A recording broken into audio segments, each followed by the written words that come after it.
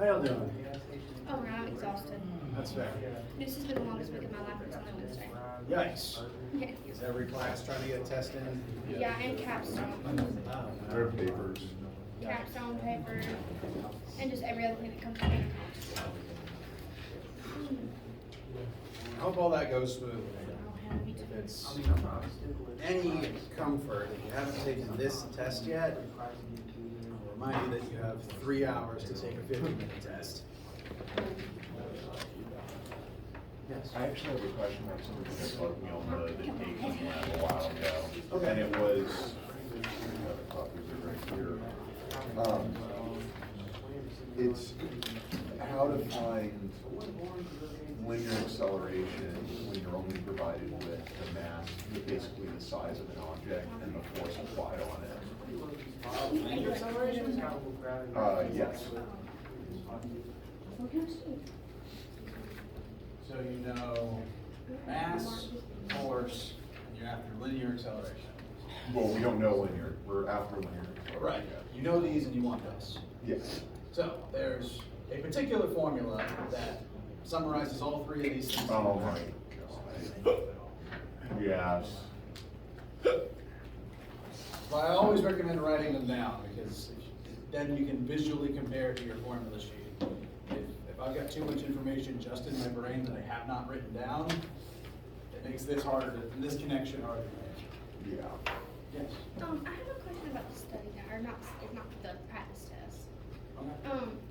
Can you go over the universal law of gravitation again and the formula? Because I know that's one on there. Yes.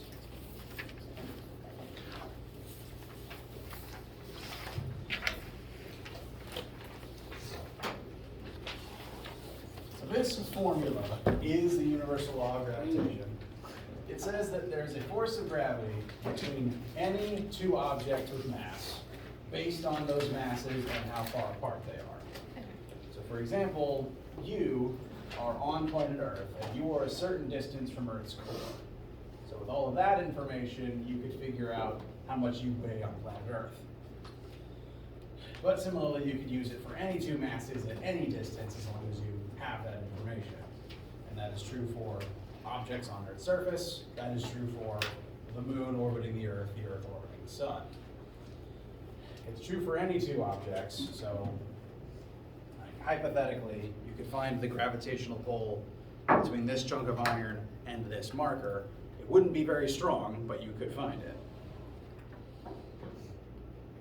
Now, is there a specific question? No, just basically the overview of it. What does that R mean in the equation? Is that radius? It is radius, but I want to, we're going over, I want to reiterate something about that R.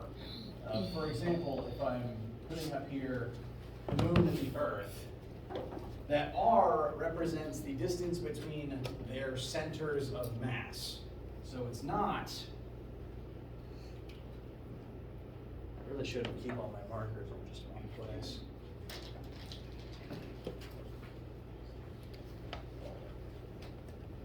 So that R is not the distance between their surfaces, because if you think about it, the distance between you and Earth's surface is 0, but if you plug a 0 into that formula, you get no gravity. The radius is actually the distance between their centers of mass.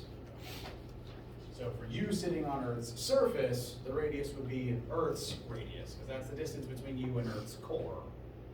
And I do sometimes get students confused why I would even call this a radius if it's just the straight line distance between these 2 points. And the reason is because it is technically a radius. It's the radius formed by the moon orbiting the Earth. So that's why we call it R, even though it's technically just a linear straight line length.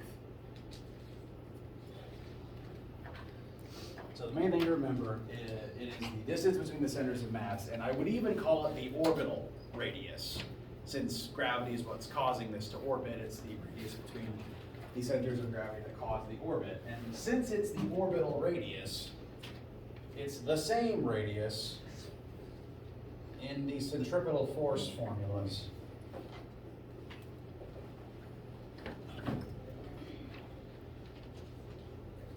since for this situation uniquely, gravity is acting as a centripetal force, and the radius that these formulas are talking about, the orbital radius of the moon around the center of the Earth, is the same r as this formula. So r is always orbital rotational radius from the point in question to the center of its rotation.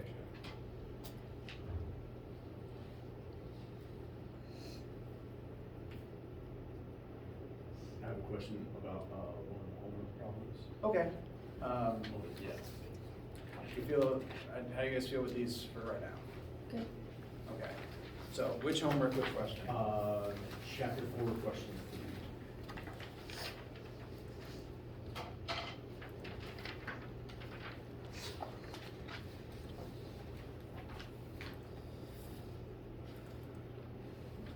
One second while the chief remembers how to sign in.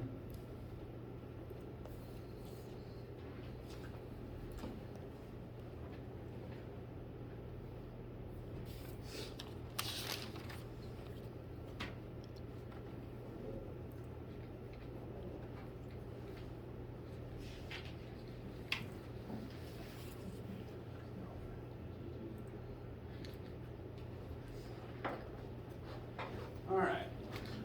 So here we have a CD spinning inside of a computer. It's called an optical disk drive because as the CD spins, it's shooting a laser up at it, and the laser reads the data. Realizing that this tech is becoming less used. So here we have a disk that will spin at a certain number of rotations per minute, but it actually tells us the radians per second version, which is nice. A particular disk is spun, oh, that's the top speed, interesting. Instead, it actually says that this disk is spinning at a slightly different lower speed and then comes to rest over a period of time. What is the magnitude of the average angular acceleration of the disk? Do you want to talk about the whole thing? Yeah. Okay. So, let me, as usual, I do recommend writing out all the data that you're given.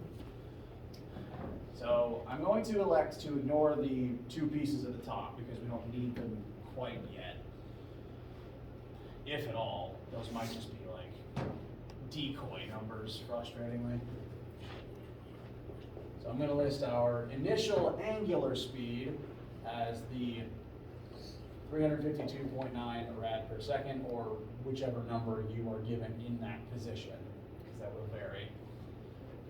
That is the speed the disk starts at for our purposes, and it's going to come to rest over a certain period of time, listed here as 0.569 seconds.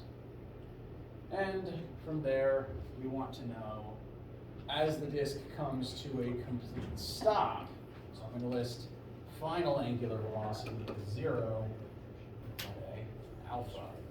What is alpha? Angular acceleration of the disk. So, we know the speed it's moving at, and we know how long it takes it to slow down.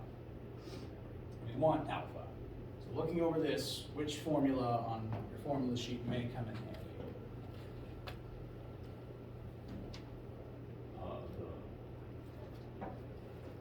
What is that?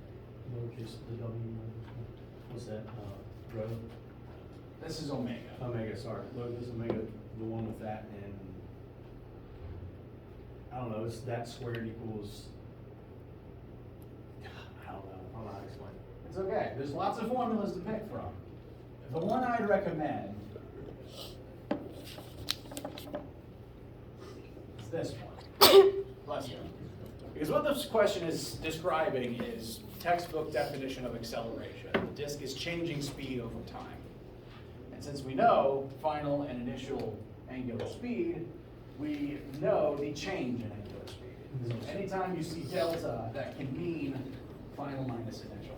So even if the I and the F aren't in the formula, if there's a delta, their presence is implied. So in this specific case, it doesn't actually ask for magnitude, but 0 minus 5.9 line over 20 seconds, and you'll get approximately 620. It's interesting to note, the disk is slowing down, so normally you would calculate a negative answer, but it doesn't actually want the negative sign. I assume when they say average, they're electing to ignore that. So if you do it my way, you would get a negative answer, but Ch5 doesn't seem to be looking for the negative.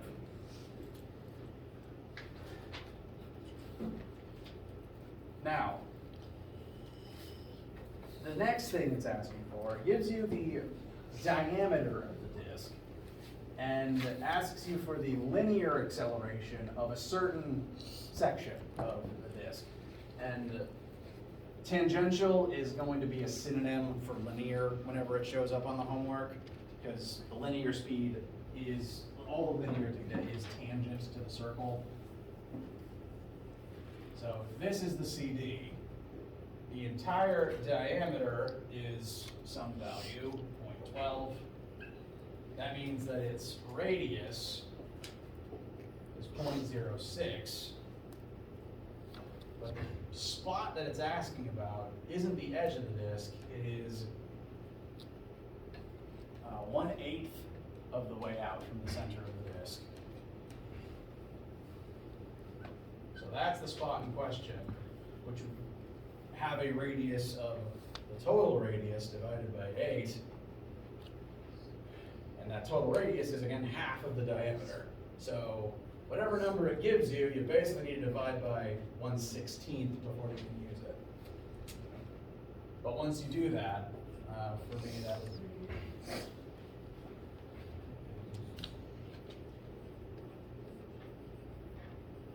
you would have a radius, which you could then use to convert your angular acceleration into a linear acceleration using this one.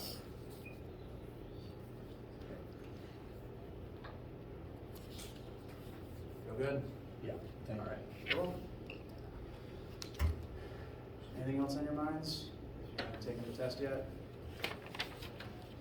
Yes. Could you do the, I don't know if you've done it before, but just to refresh number 2 on the practice test? Question 2.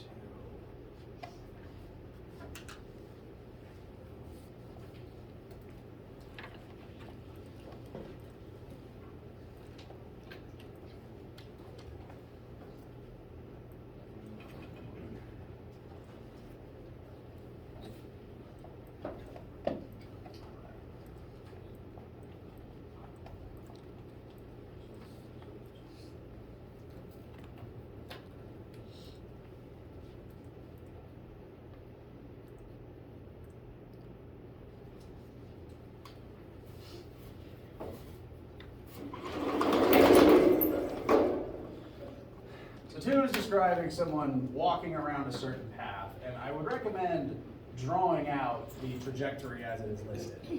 First, it's 28 meters north, followed by 10 east, 5 south, bless you, 50 west, 15 north, and another 6 east. And what you're being asked for isn't the entire path walked, because if you wanted to know the total distance, step counter, you just add all those numbers together. But that's not what it's asking for. It's asking for the vector displacement just from start to finish, but in terms of its XY components.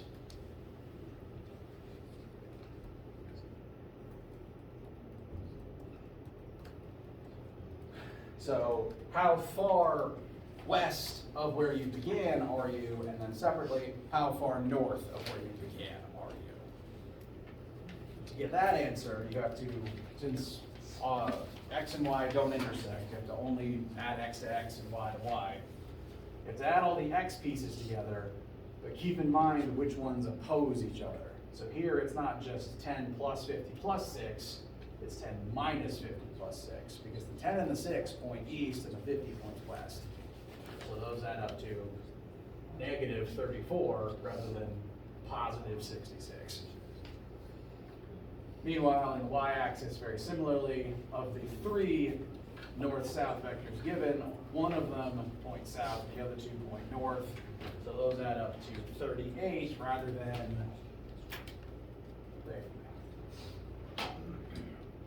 Oh, that's 15, sorry. So yes, it is 38. It adds up to 38 rather than 58. 48. Does that help your understanding? Yes. All right. Oh, man. How you guys feel? Is there gonna be something like that on the test? Like literally like that? Like displacement or whatever? You do need to know displacement. I'd say you do need to be able to track displacement in 2 axes. This is an example of that. So too are the projectile motion questions. Bless you. So you do need to be able to make note of displacement in 2 axes at once and keep the 2 axes separate from one another. And also note direction within the single axis.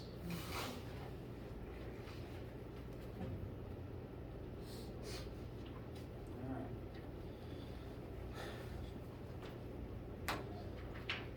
So,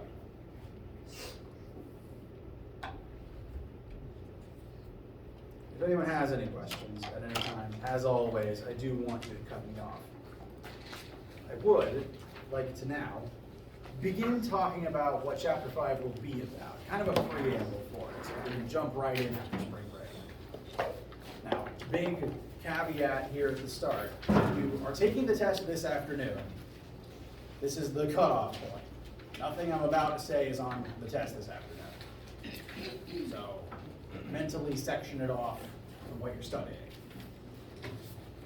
But, since we only have a certain finite number of weeks to meet, I want to take advantage of the time and try to at least intro it so it takes less time after spring break.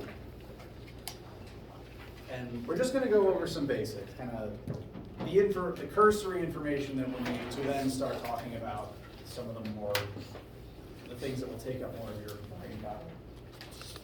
Chapter 5 is going to be primarily about pressure and how pressure affects various solids and fluids.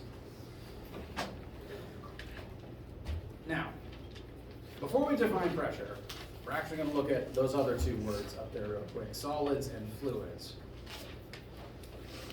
Let's make a quick change on the fly to this.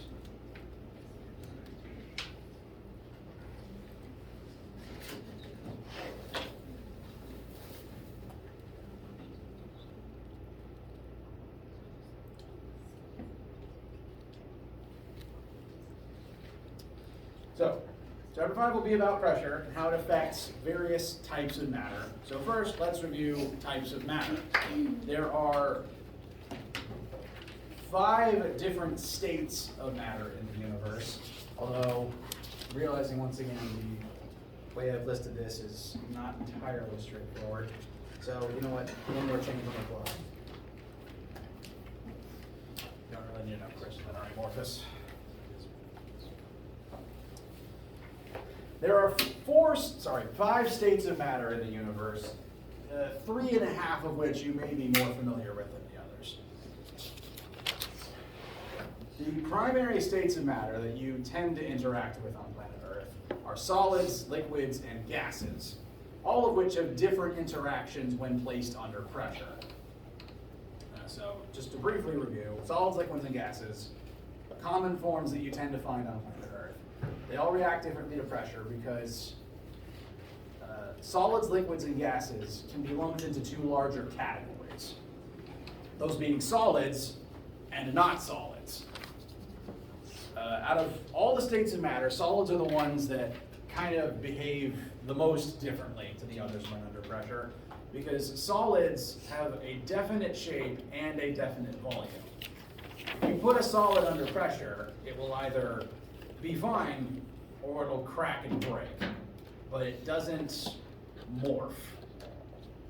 when you put liquids and gases under pressure, they tend to change shape immediately. They will, like if you have a balloon in your hands and you squeeze it, the balloon changes its structure in order to accommodate for that pressure and kind of balloons out from your hands. But solids don't do that. If you take a object that is definitively solid and crush it in your hands, either nothing's going to visibly happen or you'll just break it and it falls apart.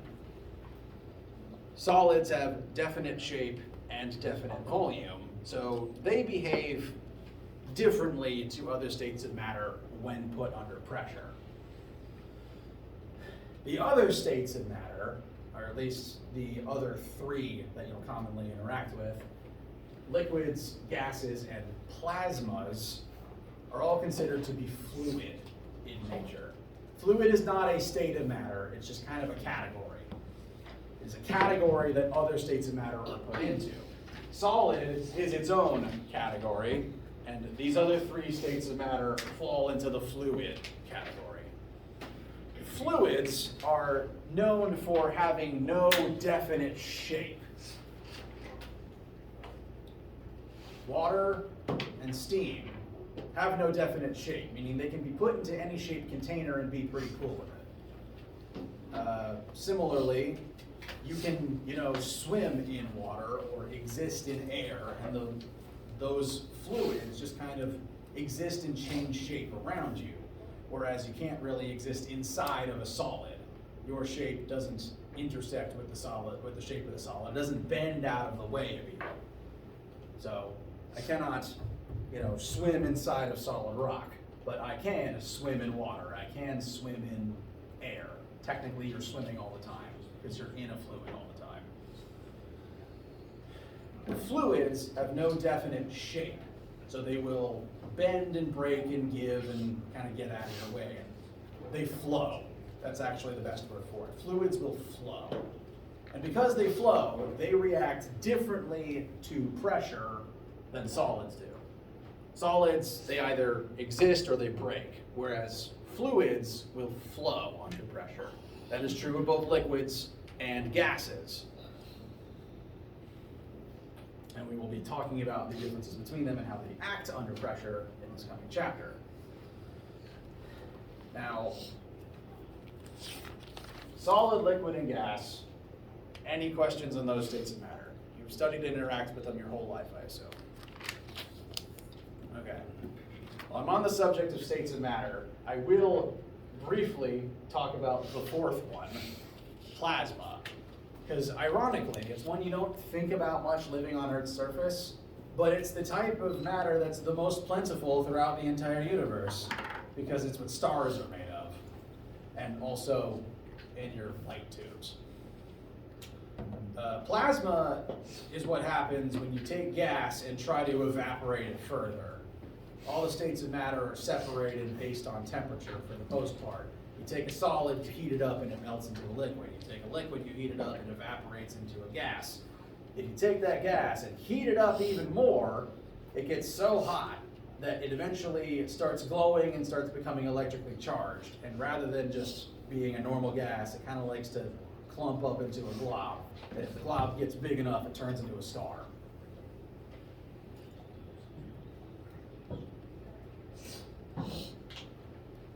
It's still technically a fluid, but it's a fluid that is superheated and electrically charged. And for that reason, we can contain it inside of glass tubes and electrify it to use it for light. Now technically the gas in the tubes isn't a plasma until you turn the light on, but there is gas in the tubes. It's why when they break, it's usually a big problem. Like some models of light bulb you have to dispose of carefully if they've cracked, because you don't want the type of gas in them is not one you want to breathe.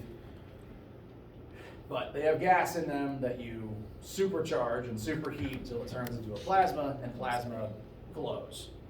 Technically, lightning is made of plasma created by electrons, which is why lightning and old TVs kind of give off an ion smell. If you've ever wondered why storms, I can smell when a storm is coming sometimes. That's partially, humidity, partially air pressure, but also partially ionization from lightning. So if you've ever thought, oh hey, that smells like a storm, that there's a reason for that. That's a thing that can happen.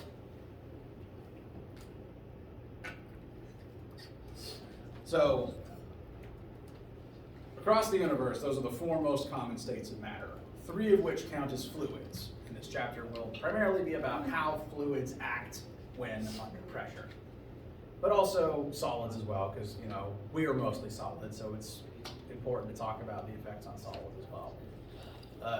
There is secretly, though, a 5th state of matter that I guarantee none of you have ever interacted with, because it doesn't really exist in nature. You can only make it artificially. And it's called a Bose-Einstein condensate. It has a really stupid technical name because, once again, you never find it in nature. You can only make it in a lab.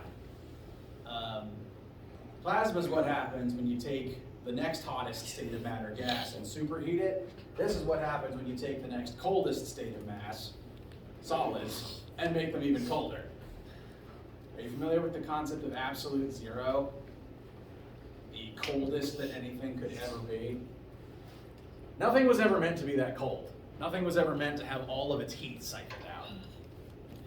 So when you get something cold enough, its particles literally shrink and compress down to the smallest they'll ever be and the most stationary they'll ever be. And at a certain point, the atoms overlap in a weird quantum way, and so Bose-Einstein condensate, while technically being solid, starts acting soupy and timey-wimey. It's very weird. I've never observed it because you have to somehow get a sample down to near absolute zero. So it exists. We have no idea what it is, though. But it is technically the 5th state of matter. So when I say there's 5 of them, that's why I say there's 5 of them rather than 4.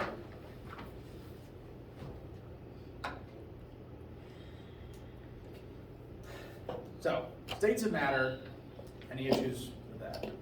I'll primarily be focusing on liquids and gases, but also how the pressure from those affects solids as well. There's 2 more vocab words I'd like to go ahead and define. Those being density and pressure. And I assume, based on just from previous science and math classes, you've probably dealt with the density formula before. The notion of density is simply how much matter is compacted inside of an object. Objects of different densities. I'd say it most often comes up if you're trying to figure out if something's going to float in water or not. The less dense something is, the less matter is jammed into that volume. For example, this is a very low density object, probably because it's hollow for the most part. It's just plastic and air and a small amount of felt. So this is a very low density object. There is not a lot of material jammed into this volume. This, meanwhile, is a high density object. It's, in terms of volume, not that much bigger. It's like twice the size maybe, but it's easily 10 or 50, 100 times heavier than this thing is. And that's because iron has a much larger density than plastic and air does. So similar volumes, but rapidly different masses, and that's because the materials they're made of have different densities. Density is simply how much material is packed into a certain size of that object. And every different material has a different density. The density of water is, for example, 1,000, hold on, I keep getting the units wrong.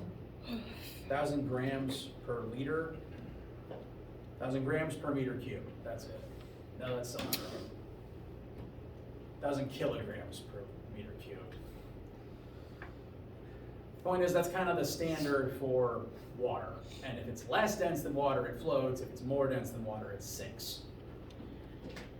Humans are usually around the density of water, which is why we sometimes float, kind of float. Whereas iron is much more dense, so it sinks. So we'll refer to density in reference to how thick a substance is. And for fluids, density is usually, well, how thick is something. Gases tend to not be very thick. They're so thin that you can see through and breathe them. Whereas water and other liquids are more dense. They flow, they compact together, A really dense fluid would include something like tar.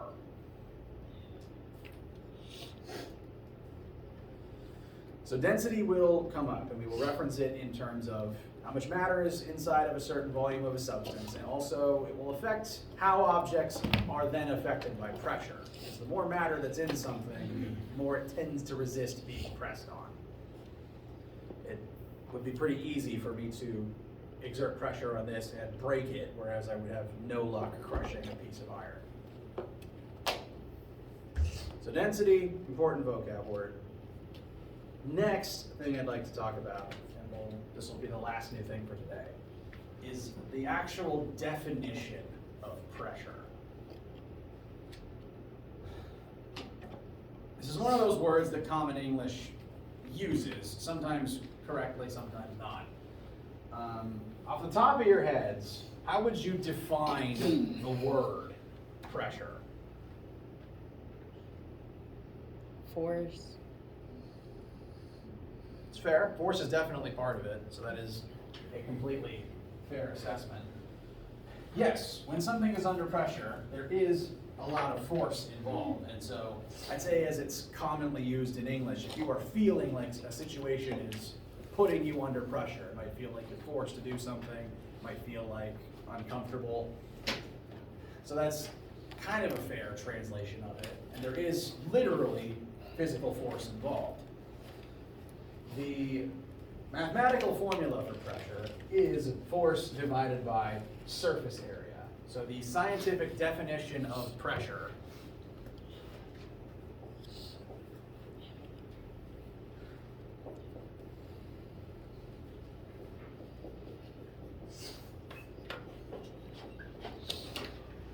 is force exerted over more specific, a surface area.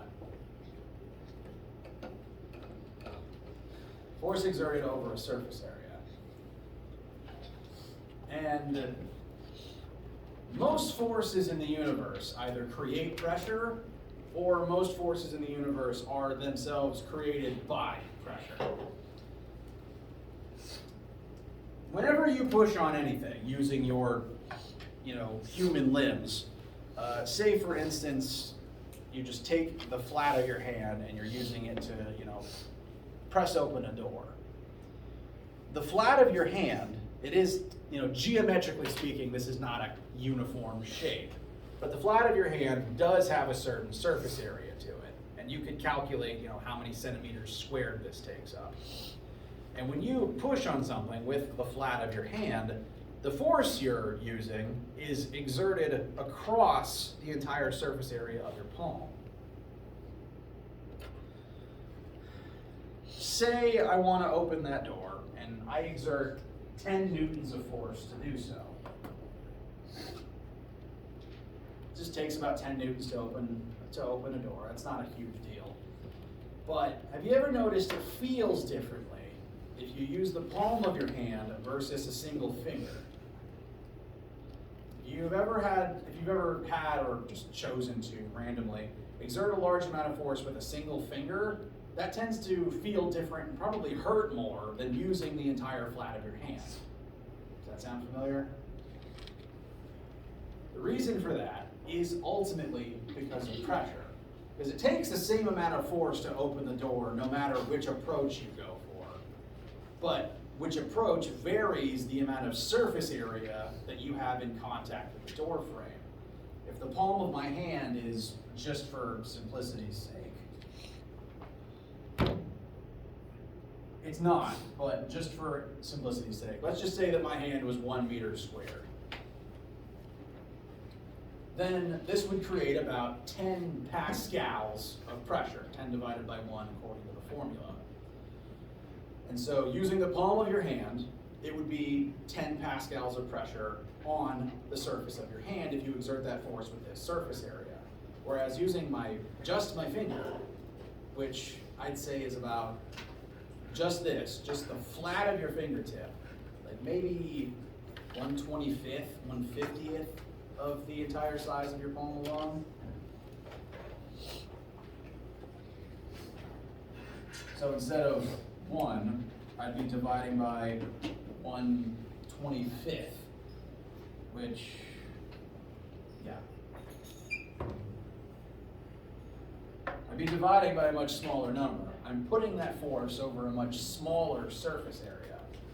And this would create much more pressure on your body. Even though you're exerting the same force, by choosing to use a smaller surface area, that simple choice creates more pressure.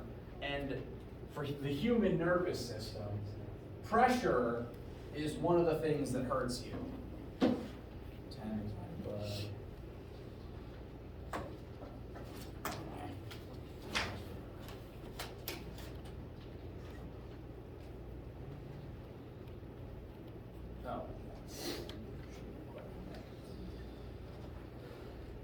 By simply reducing the surface area you have in contact with the door, you have multiplied, bless you, the pressure acting on your body by 25. And therefore, using one fingertip would hurt at least 25 times more than using your whole hand. Once again, does that feel consistent with things you've noticed in life? Okay.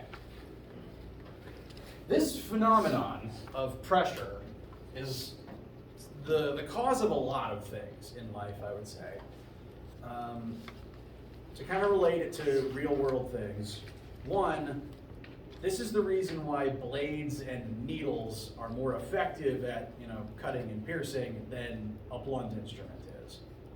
Because, your hand is a blunt instrument. There's no edge on my palm. And so my palm has a fairly large surface area. Whereas if you took a needle, which has an incredibly small surface area on its tip, you'd be dividing by an even smaller number, and that would generate even more pressure. So small amounts of force still create large pressures if you're using, a blade to cut wood or a needle to sew. And that's why needles and blades are able to, cut and pierce. Whereas if I just punch something, I'm not really going to be able to punch clean through like cloth unless I'm punching really hard. Because with a bigger surface area of my knuckles, I'd need more force to create the pressure needed to actually damage the fabric. In terms of damaging things, pressure tends to be the limiting factor more so than force does. Because again, it doesn't take much force to drive in a needle. I can push on a person with the same amount of force as it would take me to put a needle into cloth, but that push wouldn't damage them. So it's the pressure that hurts things, not really the force. So always keep in mind the area that the force is delivered over. And that's what creates the pressure. I'd say the other thing that this commonly affects in your daily life is air pressure. You don't tend to notice it around you because your body's literally designed to ignore it. But there's air all around you all the time. If you are ever not surrounded by air, you will then some combination of suffocate or explode. Probably both.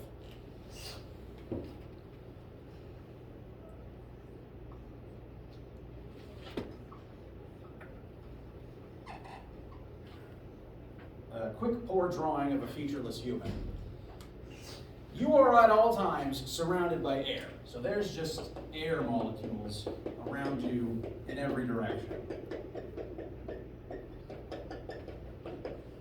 And frankly, there's a lot of air all around you all the time. There's an entire atmosphere of air over you at all times. And you don't ever think about it, but air has weight.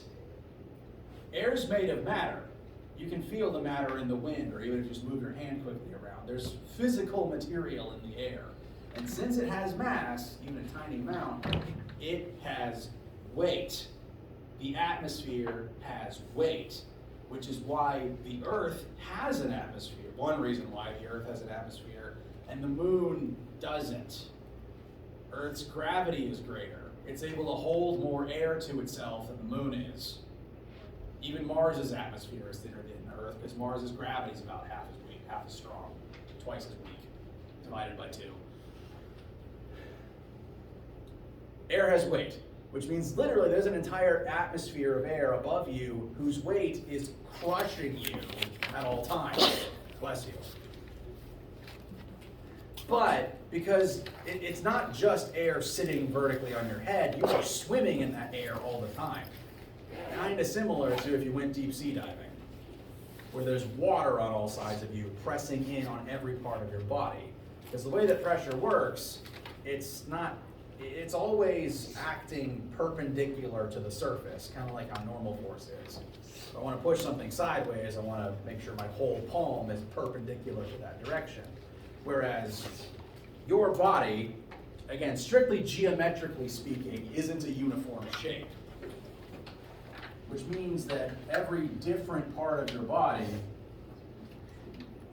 the air is exerting different direction perpendicular forces into you on all sides. You are being literally squeezed by the air inwards at all times.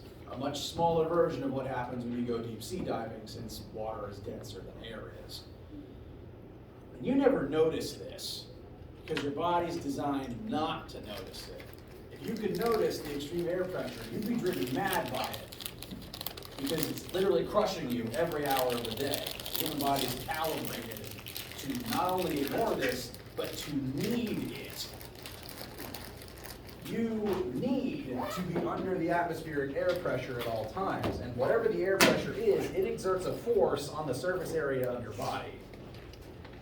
Humans have vastly different surface areas, but I'd say on average, the force from the air acting on you is like hundreds of thousands, even possibly millions of newtons, that you are just calibrated to not notice.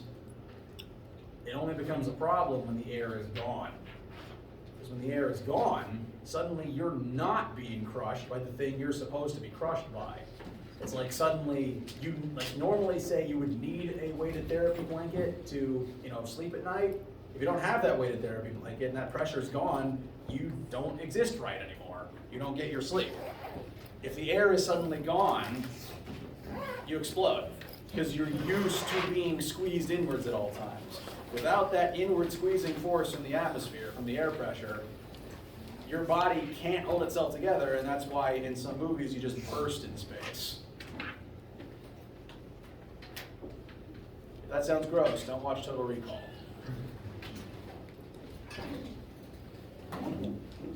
So, that's the formula for pressure. We'll be using the formula and talking about how that pressure affects different things, including things like buoyancy and density and states of matter. How you guys feel? All right. Have a good day. See some of you this afternoon for the test. Don't watch Total Recall. And see you around.